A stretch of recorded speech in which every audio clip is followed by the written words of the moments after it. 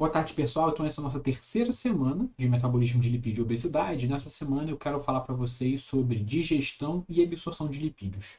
Eu vou me concentrar basicamente em digestão e absorção de triglicerídeos, ácidos graxos, tá? Lipídios, glicerolipídios complexos. Colesterol vai ter uma aula só para eles, então eu vou voltar nesse assunto para falar especificamente de colesterol. Mas o básico vai se aplicar aos dois, tá? Então eu vou dar a base da digestão e da absorção agora. Quando eu falar de colesterol, eu vou falar das especificidades de colesterol e não vou voltar mais nesse assunto. Então são aulas meio que complementares, tá? Então a gente vai dividir essa aula em alguns pedaços, tá? Eu vou falar um pouquinho de digestão, tá? A digestão não é muito extenso. Vou falar um pouco das lipases, de um modo geral, tá? E a absorção vai ser o pedaço maior da aula. Eu vou falar bastante de absorção para vocês. Então, qual vai ser a visão geral? O que a gente vai falar nessa aula, tá? Nessa aula eu vou falar até esse pedaço aqui, tá? Depois a gente vai ter uma aula específica de lipoproteínas, tá? Que eu vou falar do transporte de lipídios depois que sai do intestino. E a gente vai ter uma aula de metabolismo do tecido adiposo também, tá? Então, isso aqui vão ser duas aulas separadas. O que eu vou falar para vocês hoje vai vir até aqui, tá? Então, como é que começa, como é que funciona a digestão e absorção de modo geral? As gorduras vão vir nos alimentos, só você vai lá comer lá a picanha, o lanche do iFood, vai vir o alimento, você vai mastigar. A saliva já tem algumas lipases, uma atividade lipásica, mas a digestão é muito pequena. A digestão de fato vai começar também muito pouco no estômago, tá? Então você tem uma lipase gástrica, que vai fazer um pouco de digestão aqui. Mas o grosso da digestão vai acontecer no intestino, tá? Então, depois que esse bolo alimentar passar pelo estômago e parte dos lipídios, pequeno lipídio for digerida, quando esse bolo alimentar chegar no intestino, então você vai ter liberação de sais biliares, tá? Na vesícula biliar. Esses sais biliares, então, eles vão emulsificar essa gordura, eles vão funcionar como um detergente. Então, quando o bolo alimentar chega aqui no estômago, ele começa a ser digerido, as proteínas começam a ser digeridas majoritariamente, essa gordura ela vai saindo, ela vai formando grandes gotas de lipídio, tá? Como se você pegasse uma panela e jogasse azeite em cima, com aquele gotão de gordura boiando, tá? Isso é muito pouco eficiente para a digestão funcionar, porque as lipases vão ter que ficar, elas não vão conseguir mergulhar na gota, na região hidrofóbica, tá? Elas ficam na interface entre hidrofóbico e hidrofílico. Então você tem que quebrar um pouco essa grande gota de gordura, botando um detergente, que serão os sais biliares, para você fazer gotas menores, mudar a relação superfície-volume para ter mais superfície para as lipases poderem agir mais rápido, tá? Então, os sais biliares são importantes para a digestão. Por isso, pessoas que não têm vesícula biliar, tiveram algum problema, tiveram que retirar a vesícula biliar, normalmente elas têm problema para digerir os lipídios, tá? Então, você vai ter lipases intestinais, né? Lipases que são liberadas pelo pâncreas, no lumen do intestino, que vão digerir esses triglicerídeos, tá? Então, os triacilgliceróis vão ser degradados, eles vão ser digeridos em ácidos graxos e monacilglicerol, tá? Então, lembrando, a lipase ela vai quebrar o triglicerídeo, lembrando nossa segunda aula, o triglicerídeo tem 3 ácidos graxos pendurados. Essas lipases intestinais tiram 2 ácidos graxos, basicamente geram um monoacilglicerol e 2 ácidos graxos. É assim que elas funcionam na maior parte das vezes, tá? Esses ácidos graxos não são absorvidos pela mucosa intestinal, tá? Os enterócitos absorvem esses lipídios, e aqui dentro eles vão ser remetabolizados, tá? Então eles vão ser transformados em triacilglicerol de novo para ser estocado, ou vão ser transformados em triglicerídeos novamente para serem transportados pelos quilomicrons, que vai ser uma aula que a gente vai ver depois, tá? Então isso é o básico do que acontece na nossa digestão e absorção, e eu vou destrinchar quais são as principais vias por onde isso acontece, e quais são os fármacos que existem para a gente conseguir controlar a absorção de lipídios e com isso controlar o peso corporal também. Então vamos falar de digestão. Então, como eu falei para vocês, a digestão começa de verdade com a lipase gástrica, tá? Então esse trabalho aqui é um trabalho antigo, de 93.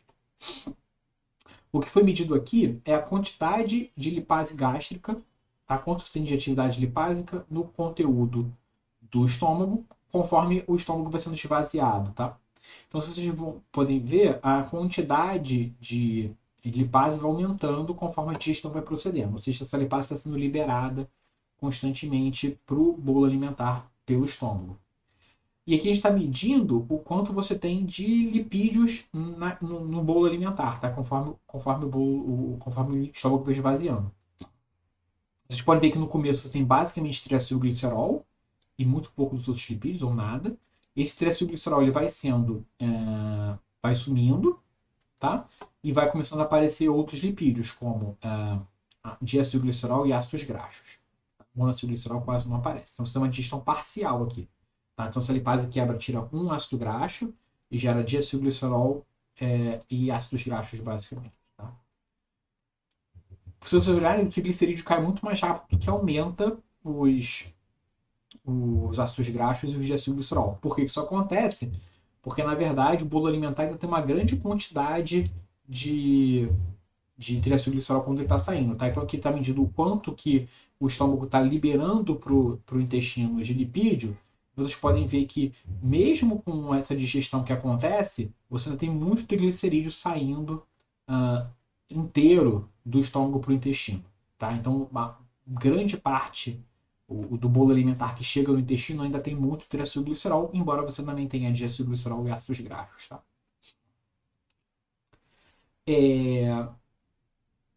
Tanto adultos quanto bebês recém-nascidos têm uma quantidade similar de lipase gástrica, tá? Então, por que isso é importante se estudar? É importante você entender como é que funciona a digestão dos recém-nascidos, principalmente se você não consegue amamentar, né, esses recém-nascidos, eles precisam de uma suplementação dietética com fórmula.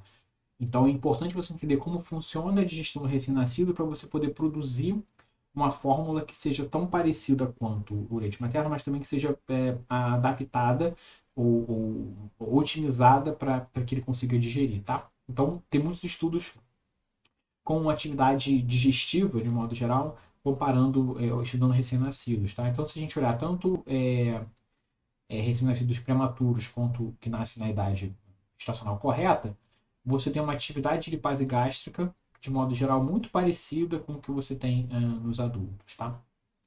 O que não acontece, por exemplo, para a pepsina. Tá? Então, você tem uma atividade, uma capacidade de digerir proteínas em recém-nascidos menor do que nos adultos. Por que a lipase gástrica é importante? Ela digere muito pouco, mas ela tem uma importância interessante, que é a seguinte. Nesse experimento aqui, quando você mede lipase gástrica sozinha, ela tem uma atividade lipásica relativamente baixa, tá? Bem baixinha. A pancreática sozinha também não tem mais do que a gástrica, que é o quadradinho aqui, mas ela tem a pancreática, a bolinha branca, ainda tem uma atividade meio baixa, tá? Quando você coloca as duas juntas, aí você tem uma atividade muito maior, tá? Então, a combinação da ação da lipase gástrica com a lipase pancreática tem um efeito sinérgico. Por que isso acontece? Se você pega só a lipase pancreática, tem uma atividade pequena aqui no início, onde você adiciona ácido graxo no meio de reação, você tem um aumento rápido da atividade. Tá? Esses ácidos graxos que estão sendo liberados, eles funcionam como um emulsificante, funcionam como um detergente. Como eu falei lá na segunda aula, os ácidos graxos eles têm uma atividade de detergente porque eles são anfipáticos, tá? Eles têm uma cauda hidrofóbica grande, mas eles têm um pedacinho polar importante também. Então eles têm um efeito detergente, embora pequeno. Então essa atividade pequena da lipase gástrica libera poucos ácidos graxos para uma atividade, para ter uma capacidade digestiva importante, mas libera ácidos graxos que vão ajudar a emulsificar essa gordura para a lipase pancreática agir. Tá? Então a lipase gástrica é importante para ajudar a lipase pancreática a funcionar direitinho depois. E agora olhando a lipase pancreática, aí a gente tem uma diferença, tá? Então, recém-nascidos, tá? Tanto prematuros quanto recém-nascidos, nascidos na idade gestacional correta, tem uma atividade pancreática menor do que os adultos, tá? Especialmente no período pós-prandial, tá? Então, se você comparar aqui, tá? Aqui primeiro na linha de cima são os prematuros, tem esse nível de atividade aqui, tá? É meio parecido. Então, a atividade máxima que você consegue medir pode chegar ali em recém-nascidos no nascimento, né? Em jejum ainda. Tem uma atividade por volta ali até 700, tá? Então, em adultos em jejum, varia entre 100 e 400. Mas, quando você alimenta, né? Tanto recém-nascidos quanto adultos alimentados, os recém-nascidos têm uma atividade mais baixa do que os adultos. Tá? Então, no período pós-prandial, a atividade pancreática dos adultos é muito maior do que dos recém-nascidos. De novo, isso é importante para você pensar em que tipo de suplementação dietética, de que tipo de fórmula você vai desenvolver para alimentar esses recém-nascidos. E uma parte importante da digestão também são os sais biliares. Como eu falei, os sais biliares são muito importantes para conseguir emulsificar as gorduras e você ter uma digestão eficiente, tá? Os sais biliares eles são liberados no início da digestão, tá? Então, se você mede aqui a quantidade, né, a concentração de sais biliares no período pós-prandial, né, conforme depois que o voluntário se alimentou, você vê que você tem uma tendência à diminuição da concentração de sais biliares. A variação é relativamente grande, então tem um erro grande, não dá para dizer que diminui de fato, mas se vocês olharem aqui a média, ela meio que vai diminuindo, tá? Então, o que faz sentido é que conforme você vai, o bolo alimentar passou, os sais biliares vão deixar de ser liberados, então a concentração deles tem uma tendência a diminuir. Mas ainda assim você tem uma concentração bem alta de sais biliares, uma concentração alta de sais biliares durante todo o processo da digestão. Eles vão ser importantes, como eu falei, para a emulsificação das gorduras. Além da lipase gástrica e da lipase pancreática, a gente tem também uma lipase presente nos enterócitos, tá? Seria enterocitária. Se você mede a atividade lipásica total da célula, tá? Se você pega uma célula intestinal, quebra ela em diferentes pedaços e mede a atividade lipásica, você vê uma grande atividade lipásica no citoplasma, que tem uma função metabólica daquela célula, tá? Você também vê atividade associada pequena, associada a mitocôndrias, associadas aos microssomos, que são o retículo endoplasmático, por exemplo. Um pouco no núcleo, mas também você vê uma quantidade significativa de atividade lipásica presente na membrana apical, ou seja, na parte da célula que está em contato com o lúmen. Tá? Então, essa é uma lipase que está presa nessa membrana com uma atividade lipásica. Tá? Para que você vai ter isso aí?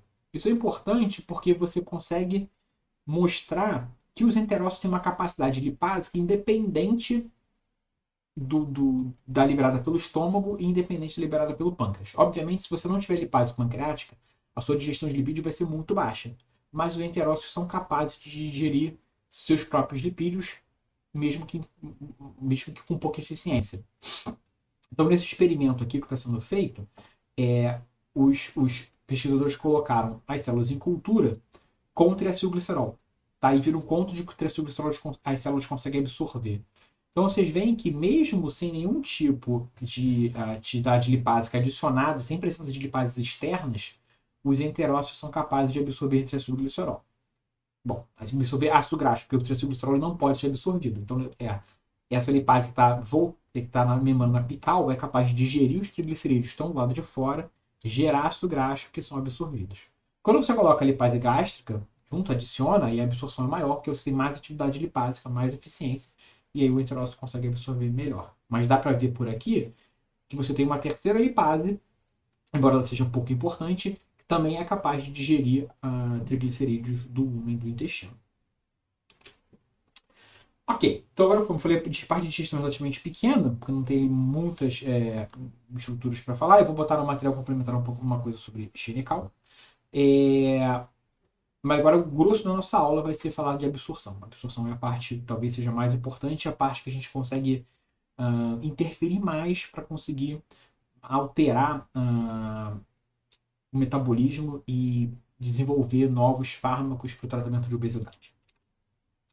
Então, a maior parte do triglicerídeo que vai ser absorvido vai ser na primeira metade do intestino. Tá? Então, aqui a gente tem, nesse trabalho aqui, o intestino foi dividido em 5 seções, tá? Então aqui é o início do intestino, aqui é o final do intestino. A gente consegue ver que o quanto de lipídio está presente em cada uma dessas etapas, está dentro da célula. Então vocês podem ver que a maior parte está aqui na primeira metade do intestino, tá? Na região 1, 2 e 3. E se a gente mede a quantidade de lipídio presente lá dentro, também você vê mais triglicerídeos presentes na região 1 e 2. Então, a maior parte dos lipídios que vão ser absorvidos devem ser na primeira metade do intestino delgado. Como é que acontece a absorção de ácidos graxos? A gente ouve muitas vezes que, como os ácidos graxos são hidrofóbicos, eles são absorvidos por difusão passiva. Tá? Isso não é verdade. Pelo menos não para todos os ácidos graxos. E não para os ácidos graxos principais. Tá? Aqui, nesse experimento, o que está sendo medido é a capacidade de absorção de ácidos graxos de cadeia longa. Tá? Então você mede aqui o quanto de ácido graxo está sendo absorvido. Tá? Quanto de ácido graxo está sendo colocado lá no meio. E aqui o quanto a célula está conseguindo absorver. Então vocês veem que assim, ele é muito eficiente, tá? Com pouco ácido graxo no meio externo, então aqui é menos do que micromolar, então um pouquinho de ácido graxo ele consegue absorver bem. E você tem uma absorção com uma cinética micaeliana. Tá? Você tem uma cara de que vai chegar aqui numa velocidade máxima de absorção. Quando você tem cinéticas com essa cara aqui, de que você vai chegar numa velocidade máxima conforme você aumenta a concentração do substrato, entre aspas, com uma cara meio enzimática, isso significa que isso aqui é feito por enzimas ou por proteínas. Tá? Então você vai ter uma proteína que tem um limite na quantidade que tem ali naquela célula e chega uma hora que ela chega na sua velocidade máxima, não adianta você aumentar a concentração do que vai ser transportado do lado de fora, que todos os transportadores já estão funcionando na velocidade máxima. Tá? Então isso aqui tem muito cara de que você tem um transporte ativo mediado por proteínas e não um transporte passivo. Isso aqui é para ácido graxo de cadeia longa. Tá? Quando a gente olha ácido graxo de cadeia curta, aí ele tem uma cara linear, que aí parece transporte passivo. Então se você olha o octanato, tá, que tem 8 carbonos, então um ácido graxo de cadeia curta, ele está linear. Se você reparar, ele é bem menos eficiente. Tá? Aqui eu preciso colocar 5 micromolar, então é 10 vezes mais do que eu coloquei aqui, para você ter uma eficiência muito menor. Tá? E tem uma cara linear, você vai aumentando a concentração e o transporte não chega numa velocidade máxima. Então isso aqui tem cara de transporte passivo. Tá? Então, ácido graxo de cadeia curta, de fato, parece ser absorvido pela membrana da célula passivamente. Ácido graxo de cadeia longa, que é o mais importante, é transportado por proteínas, tá? É um transporte ativo, sendo um transportador de ácido graxo. Como eu falei na parte de digestão, a gente também tem uma digestão parcial que você vai quebrar o triglicerídeo em ácido graxo e monoacilglicerol. Tá? Esse monoacilglicerol ele também é absorvido com uma cara meio micaeliana. Tá? Então aqui eu tenho, de novo, ácidos graxos, tá? 18 carbonos com saturação, 16 carbonos com saturação. Então, se vocês olharem aqui, ele é linear até aqui 20 segundos, mais ou menos, depois dá chegando a uma velocidade máxima, tá? Ou chegando a um platô. A mesma coisa acontece quando você olha para o monoacilglicerol. É menos eficiente, mas também chega num platôzinho aqui. Então tem uma cara micaeliana que indica transporte mediado por proteínas. Para comprovar isso, o que foi feito nesse experimento? Os caras pegaram células enterócitos em cultura e trataram com tripsina. Tripsina é uma protease, tá? Então, que você joga ela em cima da célula, ela vai digerir todas as proteínas que estão na membrana. Isso vai acabar com qualquer atividade, seja enzimática ou de transportadores mediados por proteína, que tem naquela superfície. Depois que você faz isso, você coloca o ácido graxo e vê se ele é capaz de transportar ou não. Se vocês olharem aqui, comparado com o controle, que o transporte de monoacilglicerol cai quase 50% em relação ao controle. Tá? Ácido graxo também cai um pouco. Então, se você inibe ou destrói pelo menos parte das proteínas que estão na superfície da célula, você reduz o transporte tanto de monoacilglicerol quanto de ácido graxo. Então isso mostra, além da cinética, isso mostra que as proteínas transportadoras são importantes para você ter o transporte de ácido graxo e monoacilglicerol. Então eles não são transportados eficientemente por difusão passiva.